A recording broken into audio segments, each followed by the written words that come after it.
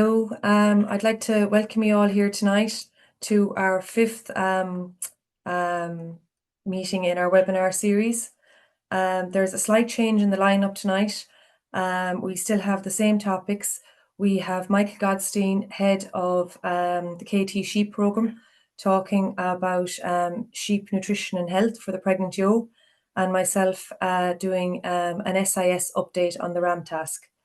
There is a tab at the bottom of your screen there for questions, and you can type them in as we're going along. So, Michael, I'll hand over to you and I'll get you to share your screen, please. Okay, thanks, Catriona. Can you see that? Yeah. Okay, and it's in the correct view, yeah? Yeah. Okay. Okay, good evening, ladies and gentlemen.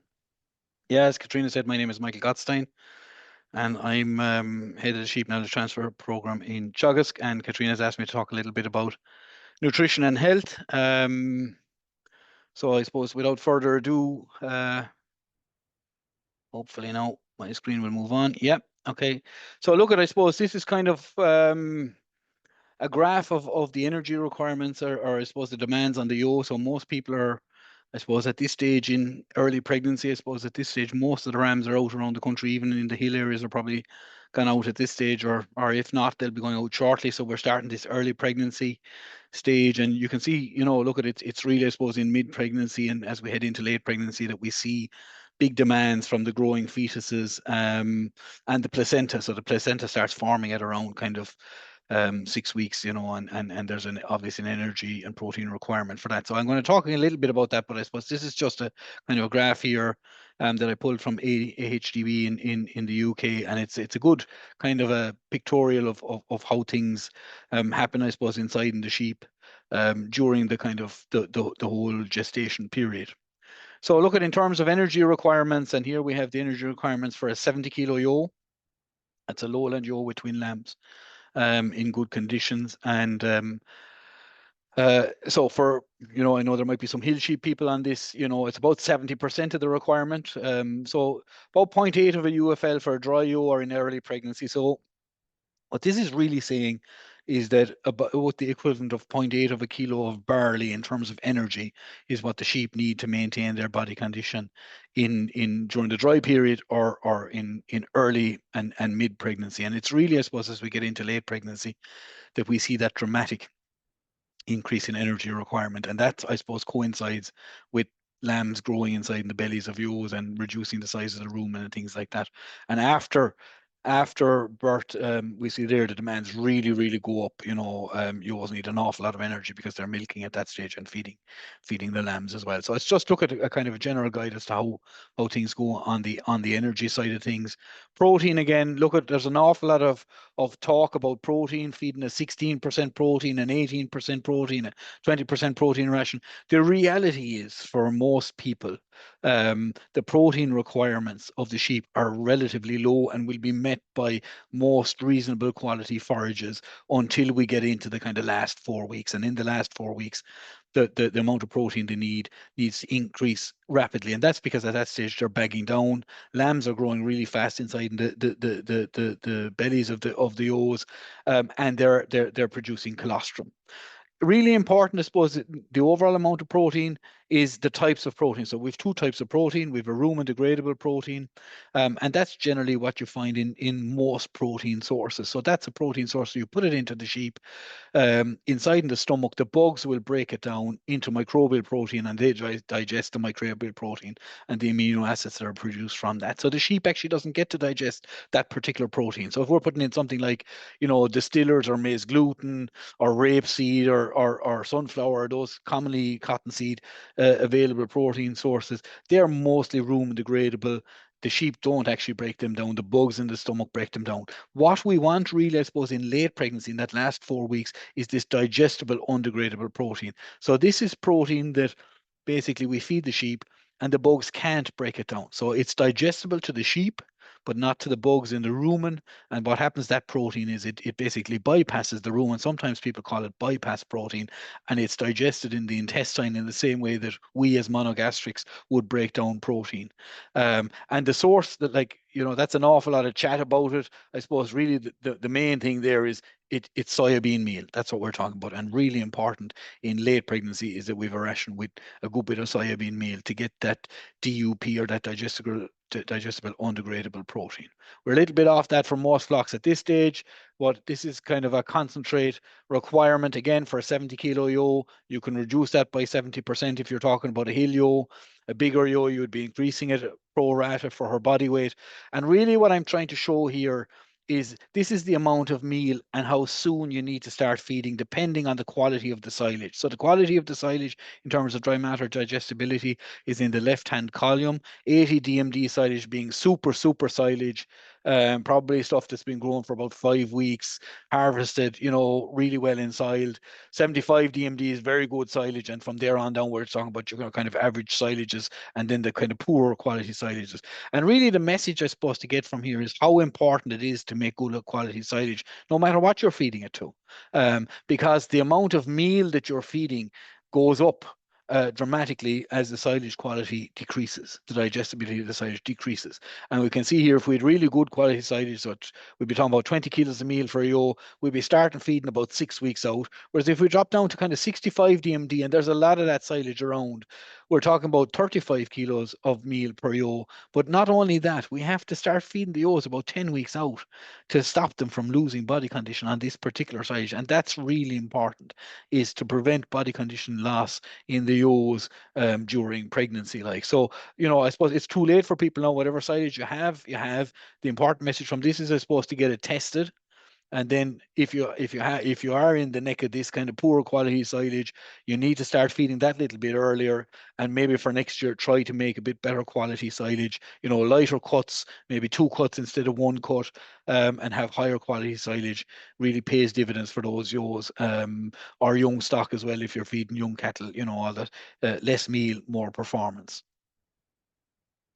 In terms of ration quality, and I know, I suppose people aren't feeding a lot of ration yet, but this is a useful slide if you're in the market to buy ration, and when it gets to the stage where we're starting to buy meal for the ewes.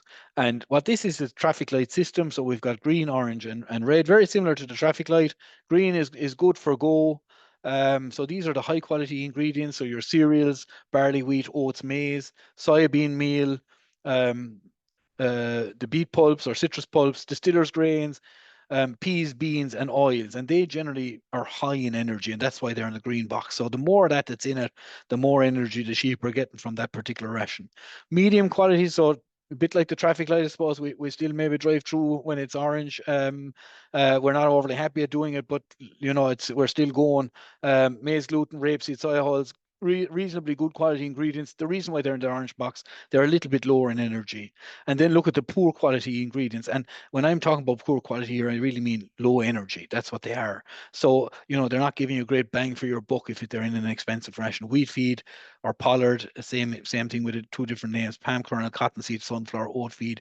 Forages, we see in some of the organic rations now, things like alfalfa or lucerne, which is basically hay inside in a nut. You don't want to be paying big money for those ingredients, in particular if they're high up in the list, because if they're high up in the list, it means they're in there in significant quantities. Okay, a small little bit of these low down on the list, if they're in there at 2 and 3%, fair enough. Wouldn't get too much excited about it unless it's a really premium priced ration.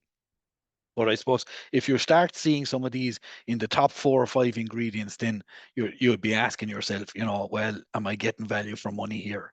Okay, so really the top 5 ingredients should be mostly in the green box, I suppose, for feeding ewes or fattening lambs.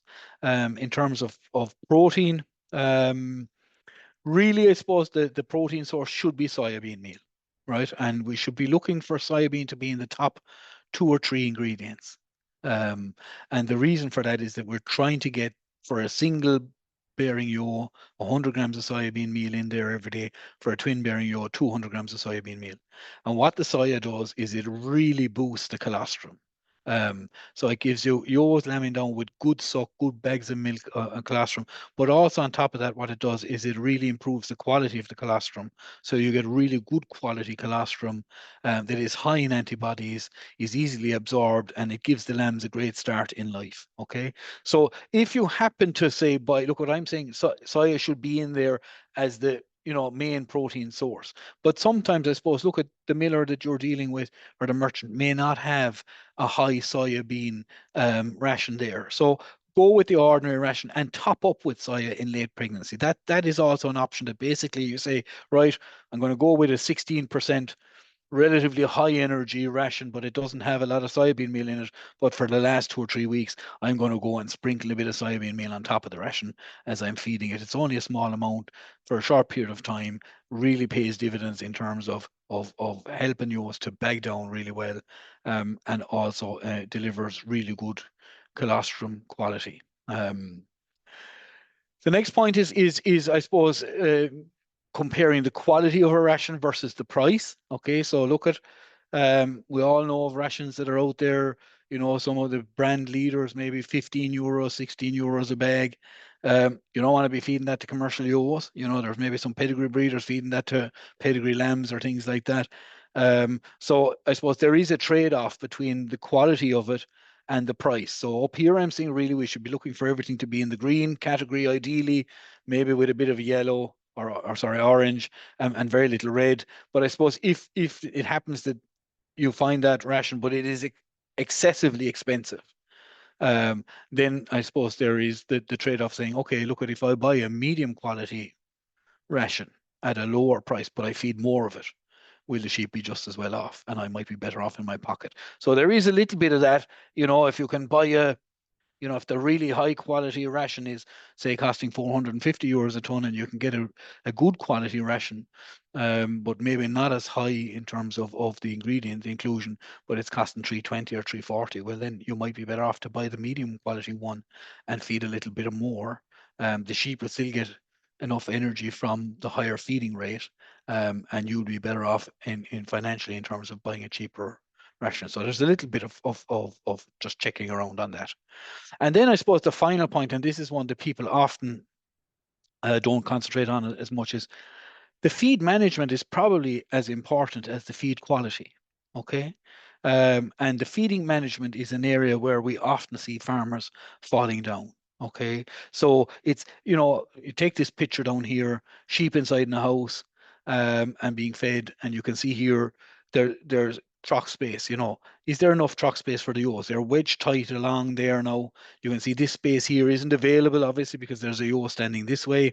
So make sure that we have enough truck space is the first thing, that everybody can get in there and get their share of the grub. Okay, so especially your shy feeders, maybe lame ewes or ewes that are slow to move, have an extra truck inside there so that they can get their feed. But also the same applies, I suppose, to the roughages, the silages or the hay, have they got access to it? Are we changing it, removing the refusals regularly, getting rid of spoiled silage, all those type of things. So feed management plays a huge role, I suppose, in terms of the benefit that the sheep get from the feed. And it's an area that, to be honest with you, on a lot of commercial farms, we probably can improve on, in terms of managing it a little bit better. And I dare say, look, at maybe there's somebody on the call who will disagree with me, but, that there probably isn't a farmer out there that can't do something a little bit better in terms of the feeding management around there. Okay. And that's generally just effort, and a bit of planning. It's not something that costs a lot of money. So look at what are we seeing on farms in terms of the feeding management issue in terms of space. Most farmers don't have enough truck space. Okay, simple thing is I don't think I've walked into a shed yet where we have enough truck space for the ewes. Okay, so those kind of medium size lowland ewes in the picture there, your Belclare crosses, they need 50 centimeters, half a meter. Your Scotch Joes probably need a very similar type of truck space because they have horns. So they might be a bit narrower, but they've good big wide horns on them.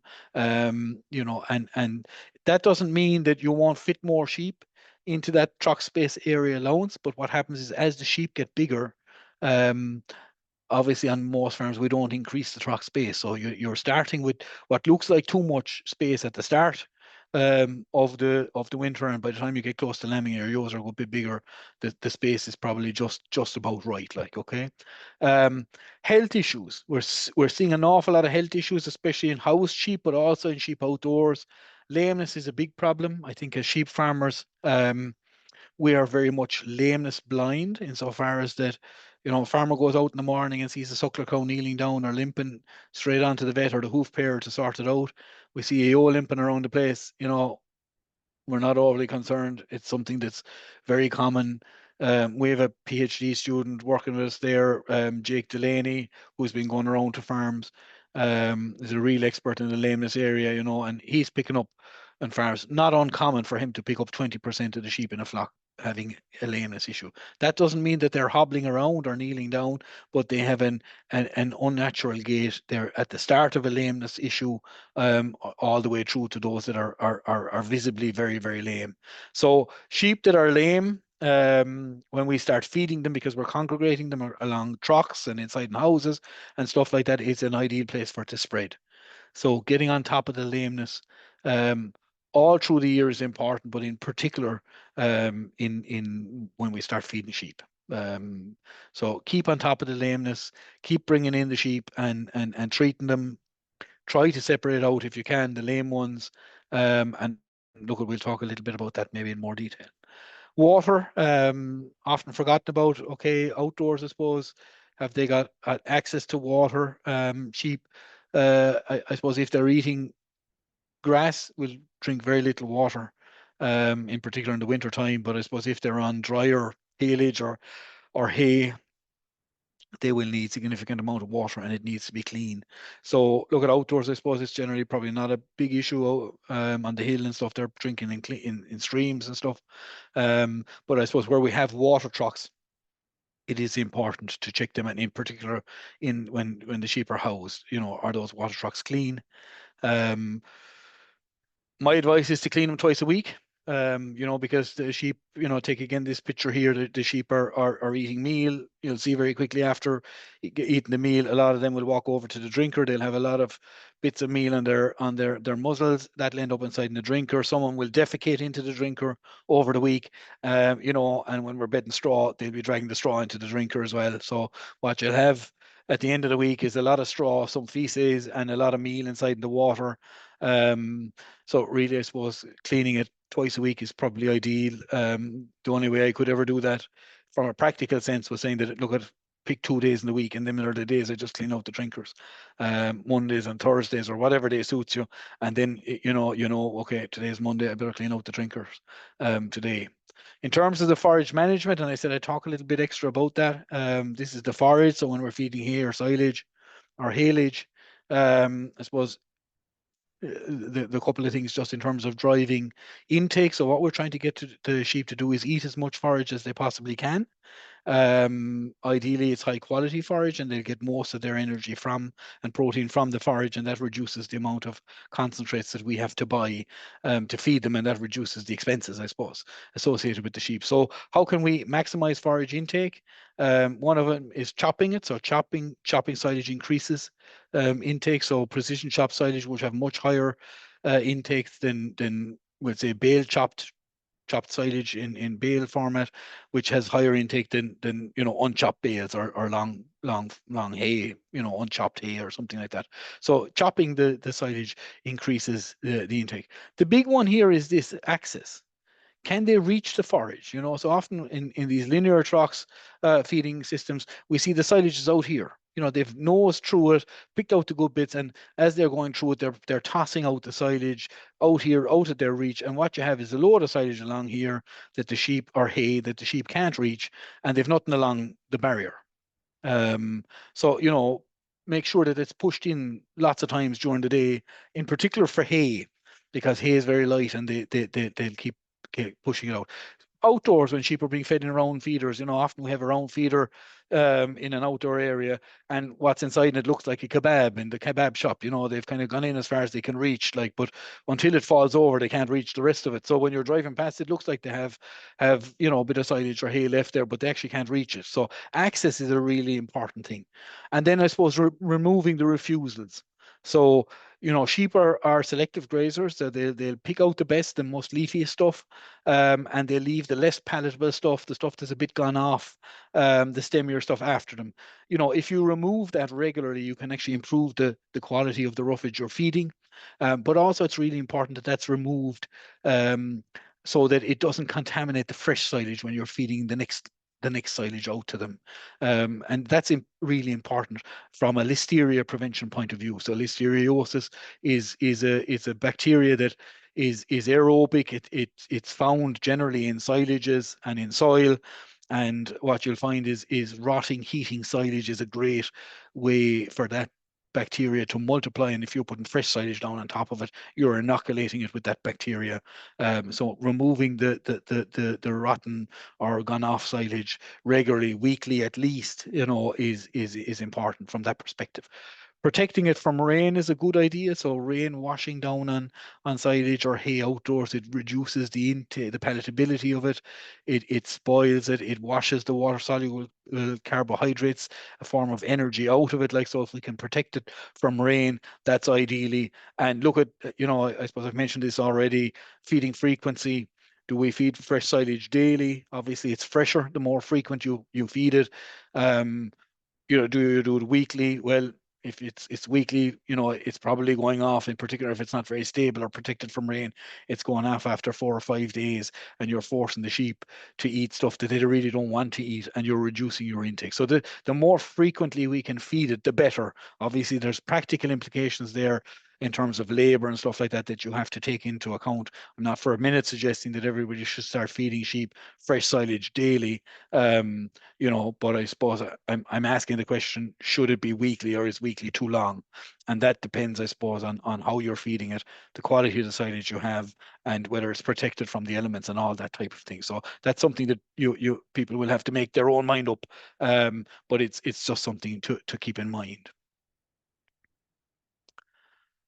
So look at, I suppose that brings me on to kind of the health side of things, and Catriona asked me to talk a little bit about some of the health issues. Clostridial diseases are one of, I suppose, the big ones on the sheep side of the thing. They're generally bacterial infections which are soil-borne. We often see them, outbreaks associated with land reclamation, flooding, cleaning out dikes, that type of thing. There's generally no cure for these diseases. The first sign is generally a dead sheep, and the regional vet lab is the place where you're going to get that diagnosis. So really important when you find a dead sheep is to send it off to the RVL, get a diagnosis. Vaccination is the only option in terms of preventing it, and it is a two-shot vaccination program to get the initial immunity. So we give 2 shots 4 to 6 weeks apart, and then an annual booster. So generally, it's recommended that an annual booster is given 4 to 6 weeks pre-lambing to the ewes. And what that does is it protects the ewes for another year, and it also gets them to mount an immune response to the vaccine. And those antibodies will be circulating in the blood at the time when the ewes are producing colostrum, which means that those antibodies will end up in the colostrum and will give the lambs this maternal immunity, which lasts from somewhere between 3 to 12 weeks, depending on the particular disease we're talking about. So for some of them, the likes of pasteurellosis, it's probably closer to 3 weeks. For some of them, like tetanus, it's probably closer to 12 weeks. So it depends on the particular disease, how long that maternal immunity lasts. Really important. We often hear farmers saying, I give it to them 2 weeks before lambing, a week before lambing, that type of thing. The annual booster, really think of it. You inject a ewe today with a vaccine. It's about, a week for her to mount that immune response.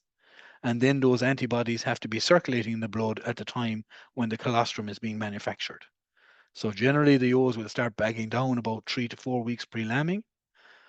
That's the time you want those antibodies to be circulating. So if you want to have them circulating at that stage, you need to inject them about a week before that. So for the people who have been historically given that shot, maybe 2 weeks pre-lambing or 3 weeks pre-lambing, I'm suggesting you're cutting it really fine. You're probably limiting the amount of antibodies that are being taken up in the colostrum process, manufacturing process, and it probably will benefit you to go a little bit earlier. Okay. The one thing that we've noticed in the last number of years in terms of vaccine availability, there's been significant issues with vaccine availability right across the spectrum for everything from human health care to animal health care. So if you are, thinking about vaccinating your sheep, buy your vaccines well in advance and have them in the fridge. Keep them in the fridge until you need them, so that you have them. And if you're doing your lambs twice, for example, don't go out and buy enough vaccine for the first shot and then go looking for it again 4 to 6 weeks later when the vaccine may no longer be available and you can't give the follow-up second shot. Buy enough for the 2 shots, bearing in mind that we need to use the bottle in the one go. You can't be keeping it unused vaccine in a bottle that has been pierced for use maybe 4 to 6 weeks later. It's ineffective. Pasteurellosis is the one, or Pasteurella pneumonia, which people will be aware of. Again, it's a very severe form of pneumonia. Lambs die very quickly with it. Immunity lasts about 3 to 4 weeks in the lambs, and if that's an issue on your farm that you're worried about, you need to make sure that that's in the Clostridial vaccine. So that's using a product like Heptivac P, or Ovivac P plus. So they're the ones that have the Pasteurella in it. You've got the straight Clostridial vaccines, your Covaxin 10s or Tribovax 10s, and then you have your Clostridial and Pasteurella combination ones, which are your 7-in-1 or your 4-in-1, which is your Heptivac P or Ovivac P. So again, look at, if you have questions around that, the person to talk to on that is your vet. Have a chat with them, what you should be doing. A lot of the veterinary medicines, or most of the veterinary medicines, are going on as POMs from early December. So you will need a prescription when you're buying those particular products, and that means you need to have a conversation with the vet as to what you should be doing on your farm about those. Lameness, and I've talked a little bit about this. It's a big issue, I think, on sheep farms. Not all lame sheep have foot rot, so we often say, sheep is lame, oh, it must be foot rot. Not the case. We're seeing an awful lot of CODD, this contagious ovine digital dermatitis, knocking around the place. It's becoming much more common, and generally, I suppose people suspect it if the traditional foot rot control measures aren't working. So what are we saying on the lameness side of things, right? Stop pairing lame sheep. I know that's a hard sell for farmers. You've been pairing sheep for years and years and years. And years ago, that was the advice. You paired the sheep's legs and you exposed the bugs to air, and the air helped to kill the infection. That has been shown not to work. Pairing lame sheep increases the level of lameness in the flock. And I know people will say, oh, he's talking rubbish here, but try it. What I'd be saying to you is try it for a period of time and see. Generally the sheep will wear down their feet by themselves. Shouldn't need to be pairing them, and the pairing basically makes the situation worse, not better. If we can do it at all, and it's not always practical, especially when we're maybe housing sheep, we mightn't have enough pens, or when you also have lambs at foot, is to separate infected sheep from the healthy ones. But this time of the year, it is possible. So, if you identify lame sheep, if you're bringing the sheep in to go through them for lameness, pick out the lame ones, keep them as a separate group, treat them until their situation has resolved, then put them back in with the healthy ones. And what that does is it stops the spread from the lame sheep to the healthy ones. Okay. Treat with antibiotics. So what you're saying is, foot bats, I suppose, are useful for scalds, and if you have long-standing foot bats, they might be useful for some of the other conditions. But in general, most of us don't have long-standing foot bats, big batch foot bats that hold lots of sheep. So then it's really about antibiotics, and that's a conversation you need to have with your vet. This is my situation. This is what I have on my farm. You have foot rot or CODD or both.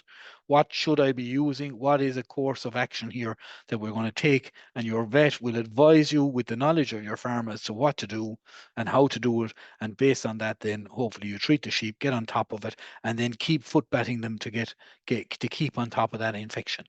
Spread cubicle lime around the feeding areas and water trucks, so that increases the pH. Reduces the spread, and that's useful both outdoors and indoors. And then look at your handling facilities, especially footpaths. In terms of lameness, it's very rare to go to a farm with a good handling facility that has a problem with lameness. The vast majority of farms that have problems with lameness, and a lot of lame sheep, are people with poor footbedding facilities. And you may say, okay, what's a poor footbedding facility? A poor footbedding facility is a facility that doesn't allow you to put 20 or 30 sheep into it and stand them inside there for 20 or 30 minutes. So here you can see a farmyard picture. This is the batch footpath on that particular farm. This is down in Dingle in County Kerry. So you can see it's a shed. It's got a roof on it.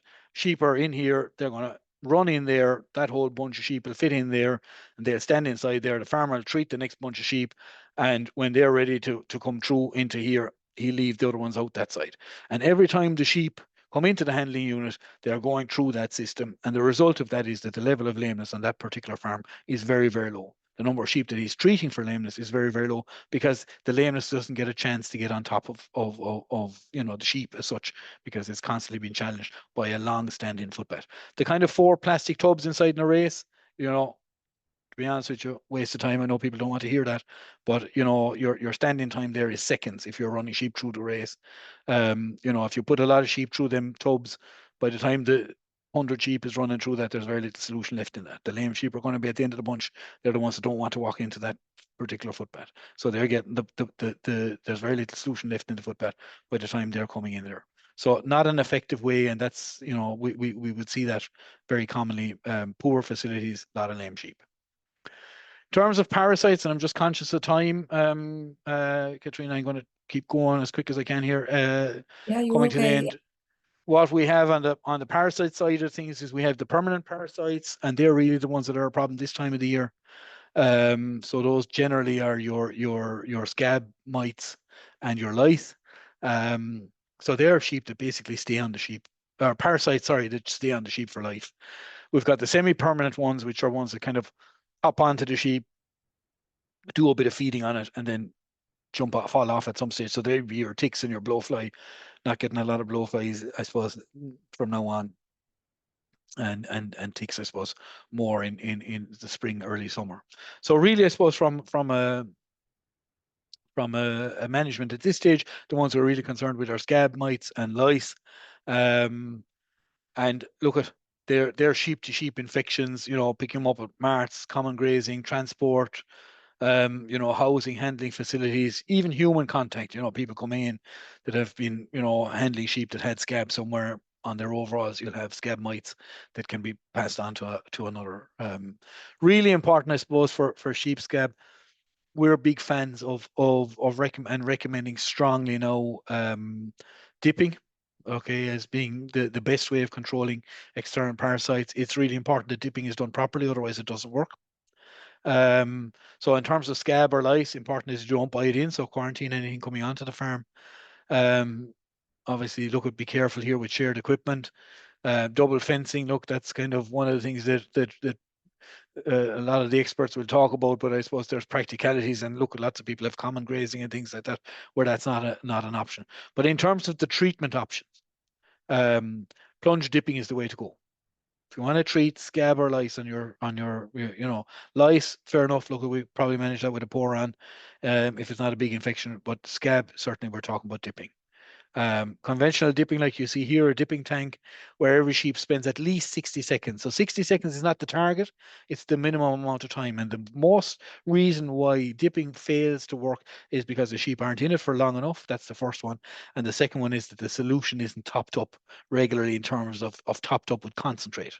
So really important is that after every 36 sheep, or whatever the recommended manufacturer recommends, you're topping that up, because the active ingredient is stripped out onto the sheep's wool, and that every sheep stays inside there for at least 60 seconds. And that's a long time when you're dipping sheep. Okay. Mobile dippers, if you're bringing in mobile dippers, they need to be plunge dippers, not the shower dips. And again, same story, make sure that the mobile dipper is keeping them in long enough. And the second thing is that the concentration is being topped up. There is the option of using injectable macrocyclic lactones, or ivermectins, or doramectins, or moxidectin. We do not recommend that for big numbers of sheep. Maybe if you're buying in one sheep or something like that as a quarantine treatment, fair enough. But in terms of bringing in the whole flock and giving it a shot of an ivermectin or a moxidectin or a dormectin based product, not a good idea. It's really driving anthelmintic resistance in the adult sheep. And we're also seeing scab-resistant mites emerging to the macrocyclic lactones in the UK. We haven't found them in Ireland, but that's really because we're not looking for them. We haven't done any studies on this, right? And look at, as I said already, their sheep showers are not an effective means of control. And you shouldn't be really using sheep showers in terms of trying to control scab in sheep in any case. Okay. So look at, I suppose, my take home messages for people on the webinar tonight, depending on where you're at, early lambing flocks are coming into late pregnancy, mid-season lowland flocks. Ram has probably gone out a couple of weeks here in the mid-pregnancy section. Hill flocks are probably out with the ram at the moment. Really important whole condition.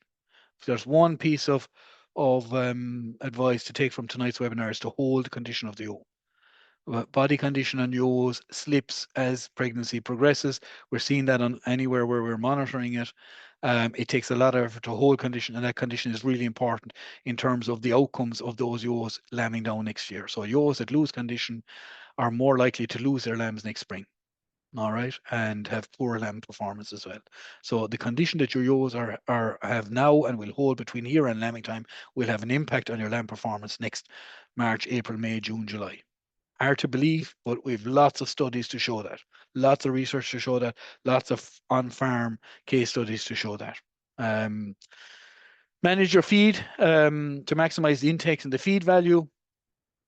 And really important, I suppose, is when you run out of feed to go in with the supplementary feed. So when you run out of grass, go in with the forage, and when if the forage isn't good enough quality, go in with the concentrate. Feed a high quality concentrate at the right level and the right time. And I explained that earlier. If you have poor to moderate quality silage or haze, a lot of the haze will be falling into that poor to moderate quality in terms of digestibility. You really need to start feeding those twin bearing ewes early on. Not just 6 weeks before lambing. They'll have lost too much condition at that stage already. With those moderate quality roughages, you're talking about starting, 8-10 weeks out from lambing to try and hold that condition. And condition is really what we need to hold. And look at the last point, and it's what I've been talking about there for the last number of slides, is the whole area of eliminating the health issues. There's no point in doing your best with the feed and doing your best with good quality concentrates and going out and feeding them twice a day and doing everything right, and they have a belly full of parasites, fluke, or they're lame, or they have scab or lice, and they're itching themselves the whole time, and they can't perform in that situation. So look at, I suppose, they're the couple of take-home messages. Thank you for your attention, and I'll hand back to Catriona. Thanks very much, Michael. A very informative presentation there. So you've stopped sharing your screen. Perfect. We'll have questions. If you type your questions into the Q&A, you'll see there in the bottom of your screen, we'll have Mark Trimble with us there at the end, and we'll go through the questions with you. So I'll start sharing my screen now. Right, so what I'm covering today is the genotyped ram task update. And look, a lot of you will be familiar with this already.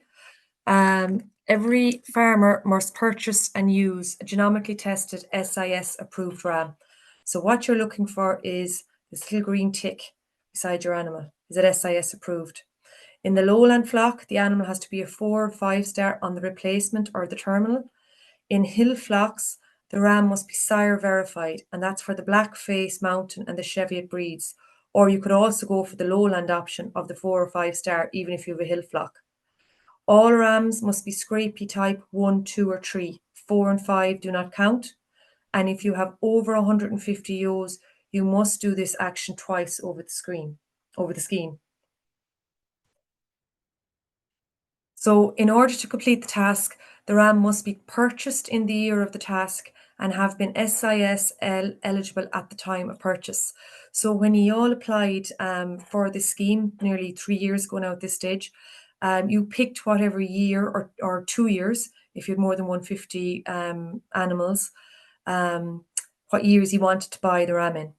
All participants are required to complete the genotyped ram action at least once during the first 3 years of the scheme. So at this stage, everyone who's in the scheme should have a ram bought at this stage.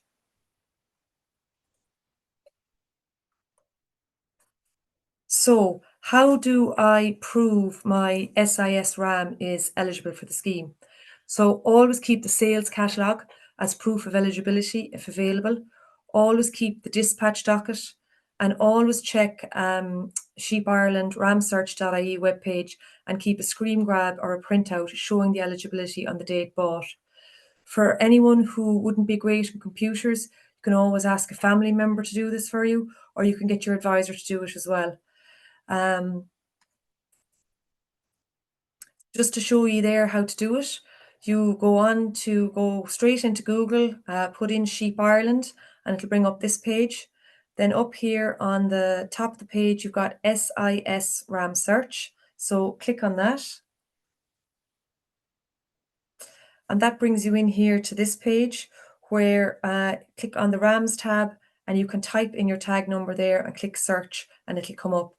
Now, these other buttons here are useful as well. Flock book animals, you can search by breed type and go through breeders and per county, breeders in every county as well in this. But for most of you at this stage, you will have your RAM bought and it's just really the tag number you'd be looking for. So what you have here is when you type it in, this is the result you get. You see here your green tick. Let's just say you bought the animal 6 months ago and you want to check, is it eligible on the day that you actually bought it? Well, you could type your date in from 6 months ago again, and it will come up here, yes, it was eligible on that date. So this is what you don't want. You don't want to see a little red X. And again, you can type in here the date you bought it and was the animal eligible at that day, and it will come up no if it wasn't eligible on that day. So I strongly suggest that anyone who's bought the ram and hasn't this done yet to check and make sure their rams are eligible. We have seen a few strange things where people bought rams that were supposed to be eligible, and when they did the search, they weren't. We've also come across a few whether they were typo errors or a mix-up in the mart, where the dispatch docket or the sales catalogue didn't actually match the tag in the ram's ear. So you just have to check that everything is okay. What you don't want to do is find out something's wrong and there's an inspection coming down the line at you. So just some frequently asked questions on this. Can I change the year of the SIS genotyped RAM action? In some circumstances, yes, you can. Every change must be submitted to the Department of Agriculture, though, in writing for approval, and approval cannot be changed after the year in question. So an example of that is, let's say you picked that you wanted to buy your SIS approved RAM in 2024, but you didn't, and now you want to change to 2025. Well, the 2024 year has passed, so it's highly unlikely that the department would let you change that to 2025. An example then of where the department might let you change is, let's say you were buying 2 rams and you wanted to buy one, you picked 2024 to buy one and 2026 as your second year. Now it's 2025, you came across a ram you liked, you've bought him as well as your ram in 2024 and he is SIS approved. So you want to change your years from 2026 back to 2025. Well, that's an action that the department might look favourable on.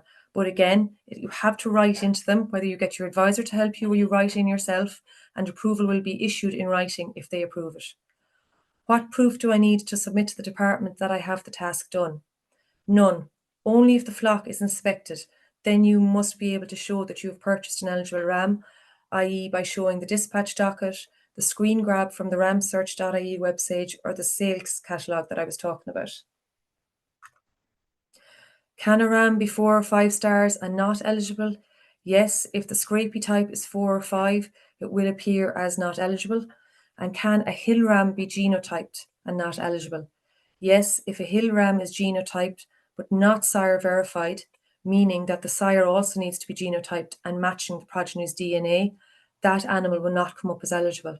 And also in the hill situation as well, where the scrapie is type 4 or 5, that animal will not be eligible. Is there a minimum time the ram must be maintained for? There is no minimum time the ram must be kept for, but the terms and conditions clearly state the animal must be purchased and used. So you have to be careful on that one. And my neighbour is selling an SIS approved ram that he bought and used for the scheme on a previous year. Could I buy him and use him for a different year? Yes, you can. There's no problem with you using a ram that has been used by someone else, but genomic values can go up or down for the individual rams. So you must check eligibility on the day that you purchase them. Just because he was okay for your neighbour at the time your neighbour purchased them, you need to just make sure he's okay for you on the day you purchase him. And how often do rams' genetic value change? Rams' genetic values and eligibility, they can change weekly as new genetic data is processed. And this means the ram's star rating can change from week to week, and newly genotyped rams may be ineligible for a few days until a new evaluation is published. Now, just 2 slides on the new Sheep Ireland inbreeding feature. It's there up on the Sheep Ireland website there for the last couple of months, and it shows if you type in 2 animals that you want to compare, it can show a high level, medium level, or a low level of inbreeding between these animals, or how close the lines are. It's a very easy feature to use. So you can see it up there. It's beside where rams, flockbook animals and breeders are. You click on that tab there and you can type in your 2 animals. So in this case, I've typed in the tag numbers of 2 male animals. I want to compare them to see are their lines closely linked. And you can see there when I click check in breeding, there is a high level of similar breeding in these animals. So this is going to be very useful, I think, for hill sheep farmers and commercial flocks, where we wouldn't have access really to the type of detail that the pedigree breeders would have. So it's just something new that's there up on that website, and just to bring your attention to that. So that's my presentation for this evening, short and sweet. So I'll stop sharing my screen there now and we'll take a few questions from the audience. Hi, Catriona. Yeah, there's a few questions after coming in there. All right. First of all, probably for Michael, I'd say, what are your thoughts on organic rations that are available out there at the moment? Yeah. So look at I suppose on the organic side, I suppose we're relatively new to it. There's a lot of imported organic stuff coming in bags. And I suppose a lot of farmers are used to buying stuff in bags and going down to the merchant or co-op and having a selection of products to purchase from in a conventional sense. On the organic side, what we're seeing is that the fare is much more limited.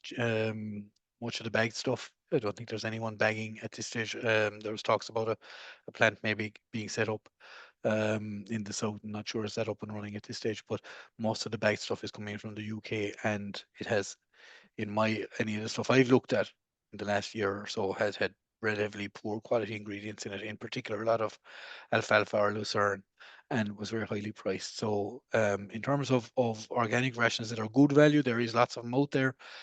They're probably a little bit needs a bit more searching. So there's a lot of guys out there growing, guys and girls, I suppose, growing combi crops, which are mixtures of cereals and peas and beans. They're much higher quality stuff than what we see in a lot of the bagged stuff. I'm conscious that I'm not familiar with every bag that comes in, and I don't want to go and knock every bag of imported organic ration that comes in, but really I suppose people need to look at the labels, and if you're seeing a lot of the poor quality ingredients on the label, don't be buying it. Like, it's bad value for money. There are those combi crop mixes out there: barley, oats and peas, or wheat and beans are very common ones. They make good feeds. We're currently in the process, our organic specialists, of putting together a little leaflet on that, in particular maybe looking at minerals that we could put in to kind of balance that in terms of getting calcium phosphorus ratios right and things like that. Maybe a bit of mag in there for yours post lambing, and also maybe a bit of salt in there for lambs that were being finished organic lambs. So what I'd say is watch that space. I think there's going to be a bit of movement on that. Hopefully in the near future, certainly before most people will be going out there buying. But I think the real important thing for organic farmers is be prepared to do a little bit more footwork in terms of getting stuff delivered to you. Mightn't be coming from as close as what you're usually used to, or in the format that you're usually used to. But there's very good quality organic mixes out there for kind of 550, 600, 650 euros a ton, and they're much cheaper than a lot of the kind of cheap or more expensive imported products that were coming in at kind of 850 up to 950 euros a ton last year. Okay, thanks for that, Michael. Then yeah, one for Catriona. I'd say then, where can I buy an SIS approved ram now, as all the ram sales are over? Yeah, it is a bit late, I suppose, but I just had a quick look today, and there is animals up in Dundee that says they're SIS approved, but you obviously would want to check. There is a rare breed, a minority breed sale happening in Care, I think towards the end, but again, you'll be very limited in the breeds. And I suppose the other option that would be available to you would be, I suppose, to go onto the Sheep Ireland website and go and look at the breeders and see, pick a breeder of the breed that you want, I suppose, and just try and make contact and see if they got something left. Okay, and kind of a follow on from that, then maybe can I genotype my own ram now to make him eligible? No, there's two reasons for that. One is it says it must be purchased. So if you were someone who bred your own, the terms and conditions clearly state it must be purchased. And the other reason for no is the terms and conditions again say must be eligible on the day you purchase. So if you bought a ram who maybe you only bought him a month ago or 2 months ago, and you're genotyping now to try and see would he be eligible, he wasn't eligible though on the day you purchased him. Okay. Back to Michael then, I'd say for this one, what's the best design or size for a sheep footbath, and also how often should a farmer be using the footbath or running his ewes through it? Yeah, so look at, I suppose on that one, the best design for a footbath is a stand-in footbath that's roofed. So something that can hold kind of 20, 30 sheep, and has a roof over it. You fill it 2 or 3 times a year. The roof protects it from rain. And really every time the sheep are in the yard, they should be going in and out of that. I'm not a fan of walk-through footbaths. They don't work. Might be fine for scald in young lambs or things like that, but generally for the bigger problems we're seeing, there is some research work in the UK that shows that long standing bats are effective even against CODD. But like we're talking about long times, up to an hour, so these are solutions where somebody has separated off a bunch of lame sheep and they stand them in there and go away for lunch and come back, and it's not going to work if you can only fit 4 or 5 sheep into the race and the bat is half empty because there's 100 sheep gone out through them. So really look at effective footbaths or batch footbaths somewhere in your handling unit that are roofed, protected from the rain, and they're used every time the sheep come in and out of the system for handling. Eventually the sheep get very used to going through it, and that reluctance to go into it disappears over time, because sheep are creatures of habit. Okay, that's all the questions we have there for this evening now, Catriona. Okay. Look, we'll finish up there then. And Michael and Mark, just like to thank you very much for coming on and doing this webinar with us this evening. We have one more webinar left in our series this day next week, and we'll see you all again soon. Thank you. Bye-bye. Good night. Good night.